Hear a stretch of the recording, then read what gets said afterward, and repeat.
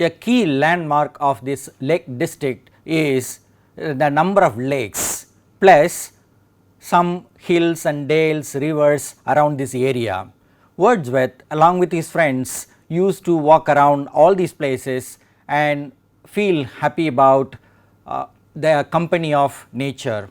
So, here in this passage, apart from looking at his response to river Derwent, we also see how he played in the landscape called Skiddaw Mountain. Let us begin our reading. A tempting playmate whom we dearly loved, oh many a time have I, a 5 year child, in a small mill race severed from his stream, made one long bathing of a summer's day, basked in the sun and plunged and basked again alternate, all a summer's day, or scoured the sandy fields, leaping through flowery groves of yellow ragwood, or when rock and hill, the woods and distant Skiddaw's lofty height were bronzed with deepest radiance, stood alone beneath the sky as if I had been born on Indian plains and from my mother's hut had run abroad in wantonness to sport, a naked savage in the thunder shower.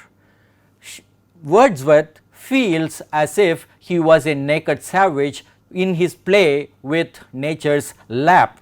So, we can find that he has been moving around from his mother's hut to different places in and around his house, and he enjoys the company of nature as a child. Wordsworth plays, not only plays with the water or with plants or with the locations around him, he also plays a spoiling sport with birds and other small animals. So, here we have the beginning of this outdoor game. Fair seed time had my soul and I grew up, fastered alike by beauty and by fear, much favoured in my birthplace and no less in that beloved vale to which ere long we were transplanted. There were we let loose for sports of wider range. Sometimes it befell in these night wanderings that a strong desire overpowered my better reason, and the bird which was the captive of another's toil became my prey, and when the deed was done, I heard among the solitary hills low breathings coming after me and sounds of undistinguishable motion, steps almost as silent as the turf they trod.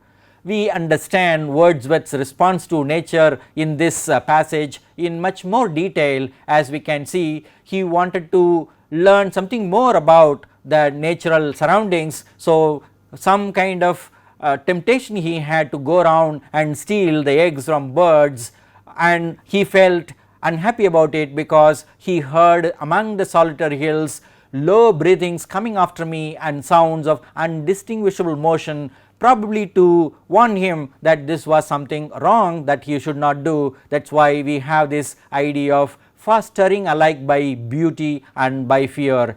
Nature has both beauty and fear. However, Wordsworth more often focuses on the beautiful benign side of nature. This outdoor game continues, not only just stealing from a bird's a captive bird's eggs. Here he does something more, he almost plunders. That is why he uses the word plunder here.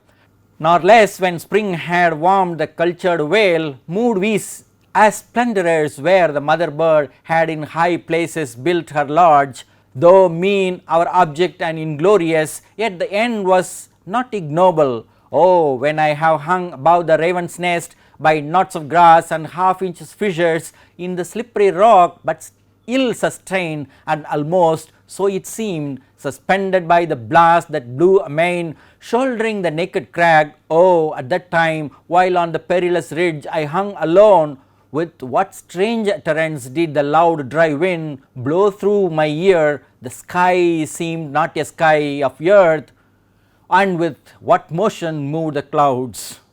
We find Wordsworth hanging from a crag, being warned by the rushing wind, and thought how nature would care for him during his act of plundering.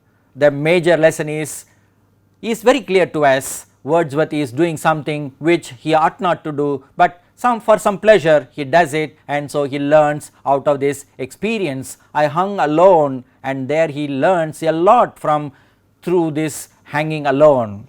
The lessons are codified in a few lines here, so we call it moral lessons. Dust as we are, the immortal spirit grows like harmony in music. There is a dark, inscrutable workmanship that reconciles discordant elements, makes them cling together in one society. How strange that all the terrors, pains and early miseries, regrets, vexations, lassitudes interfused within my mind should ever have borne a part, and that a needful part, in making up the calm existence that is mine when I am worthy of myself, praise to the end. As we said earlier, the moral lessons are beautifully brought up here within this few lines. Dust as we are is a reference to the Bible understanding that we are all from the dust and we go back to the dust, and Wordsworth tells very clearly there is a dark, inscrutable workmanship that reconciles discordant elements. And we can notice how this passage reflects Coleridge's very definition of imagination and poetry as reconcilement of opposites or discordant qualities. Both beauty and fear we have reconciled in this lesson from nature for Wordsworth. One of the most important scenes in Prelude Book 1 is this boat scene. We have 3 passages here, so we call it boat scene 1, and we will see how Wordsworth, while rowing the boat in a lake alone, what he learns we will understand. One summer evening, led by her, I found a little boat tied to a willow tree within a rocky cave, its usual home. Straight I unclosed her chain and stepping in, pushed from the shore. It was an act of stealth and troubled pleasure. Not without the voice of mountain echoes did my boat move on, leaving behind her still on either side small circles glittering idly in the moon, until they melted all into one track of sparkling light. But now, like one who rose, proud of his skill, to reach a chosen point with an unswerving line, I fixed my view. Taking the boat from the usual place, he moves on, he rows, and he has fixed his eye on one particular place, and then let us see how he feels about this troubled pleasure and act of stealth. Wordsworth is aware of it. He is stealing, he is plundering, he is doing something morally wrong, he knows, but he has some pleasure and he shares that pleasure with us. Here is boat scene 2. Upon the summit of a craggy ridge, the horizon's utmost boundary, far above was nothing but the stars and the grey sky. She was an elf in pinnace. Lustily I dipped my oars into the silent lake, and as I rose upon the stroke, my boat went heaving through the water like a swan, when from behind the craggy steep, till then the horizon's bound a huge peak, black and huge, as if with voluntary power instinct, upreared its head. I struck and struck again, and growing still in stature, the grim shape towered up between me and the stars, and still. As we can see, Wordsworth is moving up towards his fixed point, that is a craggy ridge, but we learn that he has been responding to the natural caution or warning from the surrounding. Now let us see boat scene 3. For so it seemed, with purpose of its own and measured motion like a living thing, strode after me. With trembling oars I turned, and through the silent water stole my way back to the cover of the willow tree. There in her mooring place I left my bark, and through the meadows homeward went in grave and serious mood. But after I had seen that spectacle for many days, my brain worked with a dim and undetermined sense of unknown modes of being over my thoughts. There hung a darkness, call it solitude or blank desertion.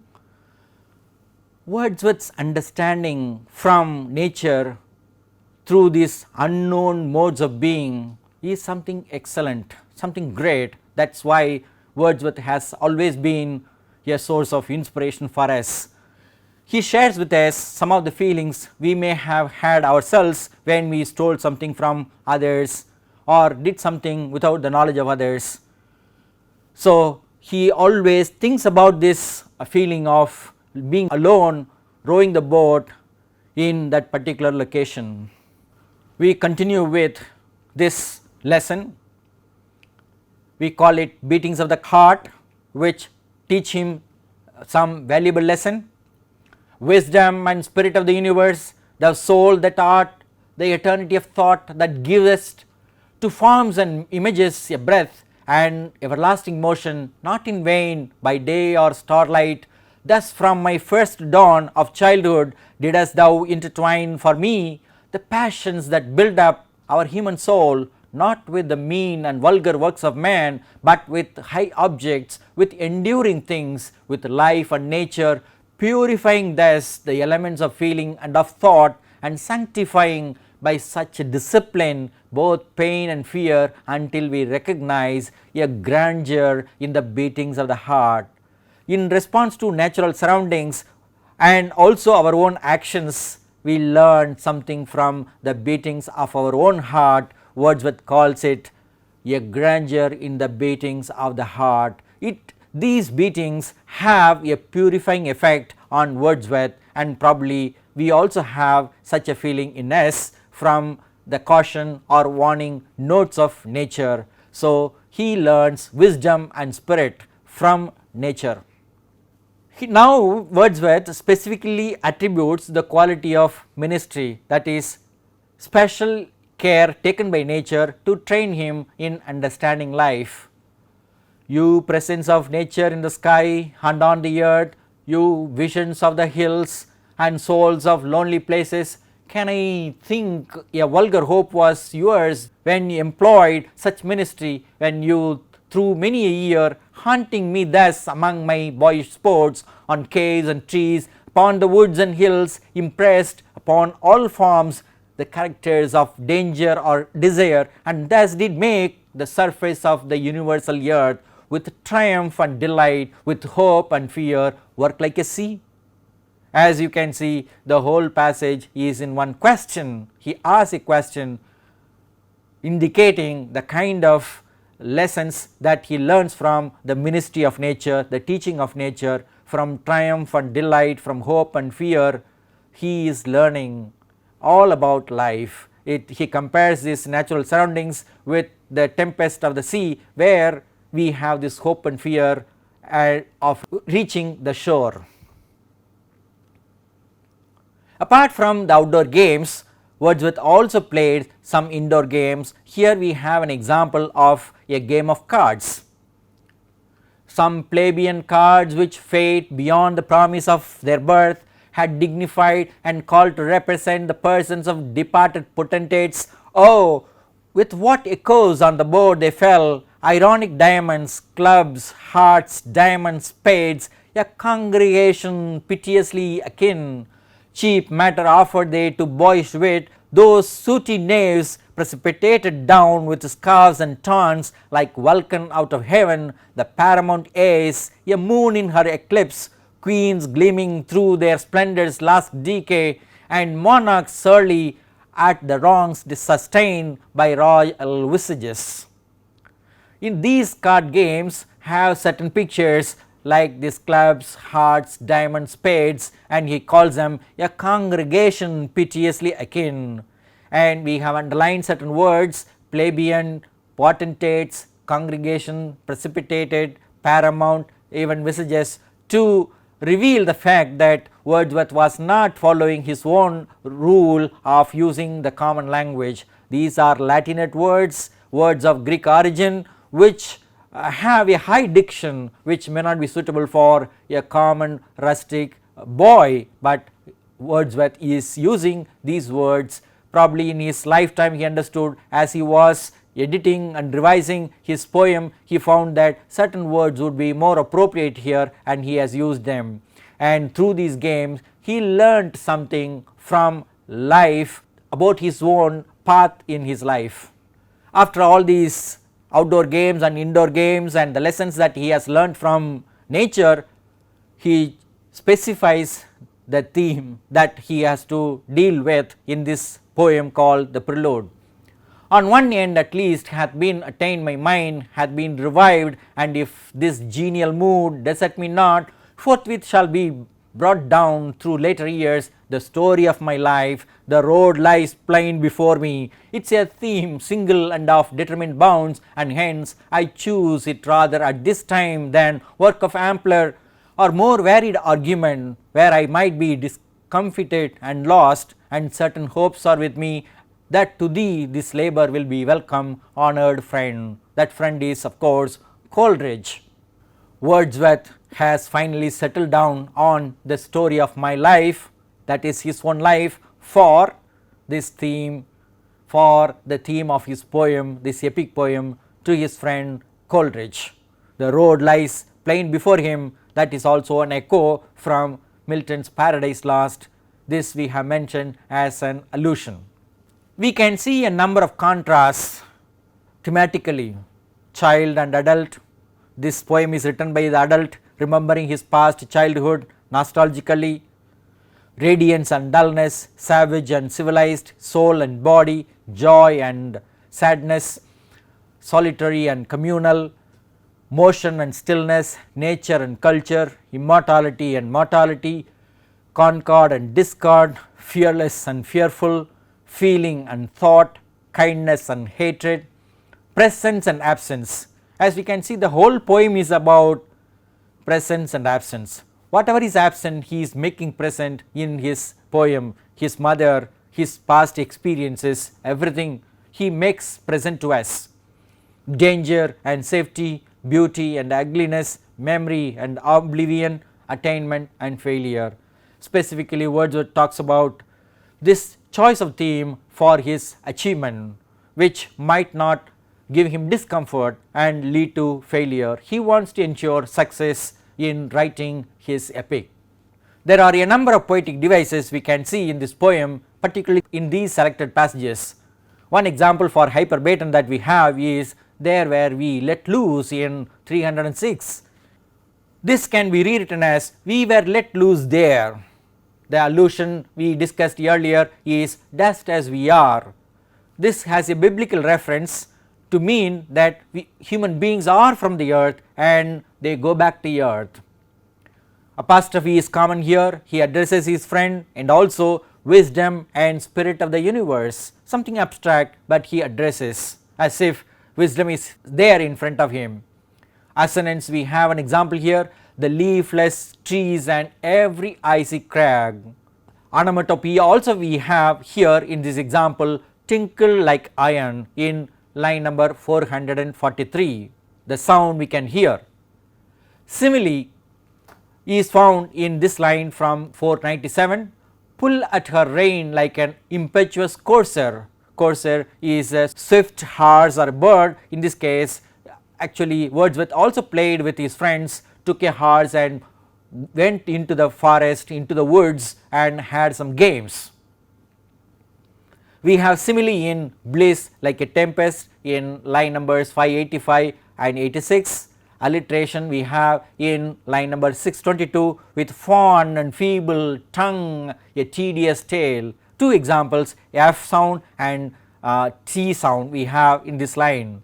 Again, the last one is allusion to Milton's Paradise Lost. Milton's Paradise Lost ends with the two characters, human characters, Adam and Eve, going out of the paradise, going into the earth. So they see the road before them to the earth. Similarly, Wordsworth is able to see the road ahead of him to complete his epic. We have rhyme scheme, rhythm and meter and all that here. In the case of rhyme scheme, we have to understand that this poem is written in blank verse, so it is unrhymed iambic pentameter. Alliteration, one more example we have here, may spur me on in manhood now mature, M sound is repeatedly used. There we can see this sound, these two, alliteration and assonance, they are called figures of sound. So we can say some rhyming effect through repetition of sounds happens here. For assonance and alliteration we have and almost make remotest infancy a visible scene on which the sun is shining. Scene, sun, shining, we have visible, the sa sound is found in this line. Earlier also we have sa sound almost, sun. Next we have the example for caesura, that is a pause, enjambment, continuation of line from previous line to the next line, and end stop lines, that is the line stopping at the end. And we have given this scansion, this is iambic pentameter. We were a noisy crew, the sun in heaven beheld not vales more beautiful than ours, nor saw a band in happiness and joy richer or worthier of the ground they trod. On the whole, we can have an impression as follows. Wordsworth perceives nature, that is river, lake, everything around him, as a playmate as well as a mentor, teaching him and his friends lessons in living joyfully and communally.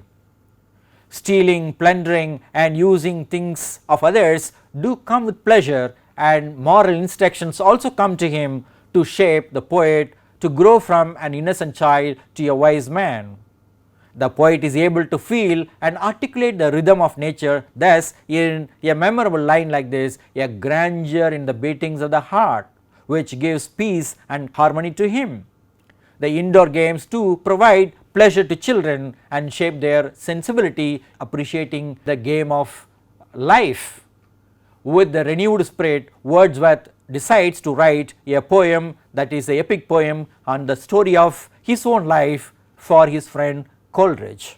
We can consider this poem an epic poem. These are certain features that we normally find in an epic: invocation, statement of theme, epic simile, supernaturalism, in medias res, descent to hell or journey or quest, heroic characters and books, the whole poem being divided into number of books.